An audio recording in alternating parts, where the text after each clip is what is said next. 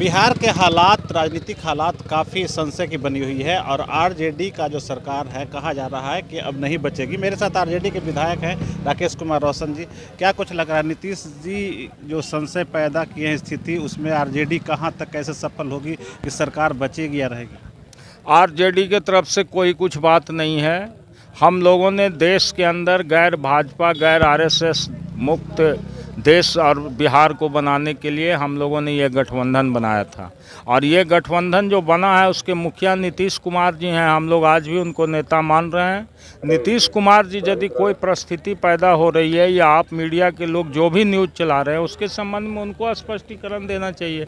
हम लोग की तरफ से कोई बात ही नहीं है।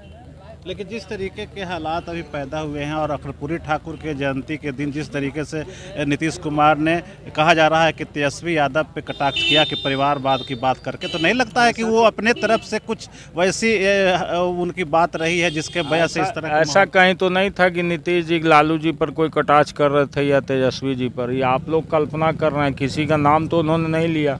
उन्होंने कहा कि वंशवाद जो है कर्पूरी जी विरोध करते थे, हम भी विरोध करते हैं। इतना ही बात तो बोला उन्होंने।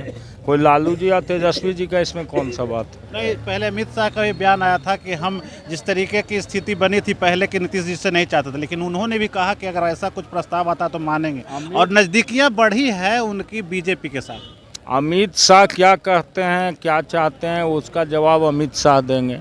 लेकिन हम लोग बिहार में आज भी गठबंधन हमारा कायम है।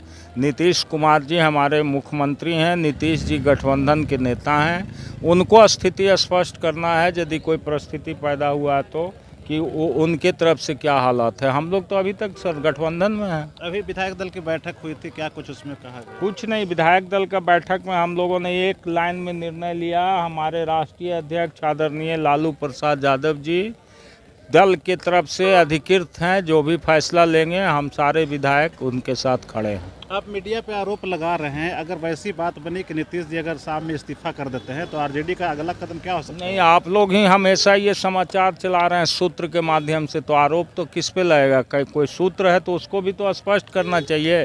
तो सिर्फ सूत्र चला करके पूरे बिहार और पूरे देश को आप लोग उलझा रहे हैं।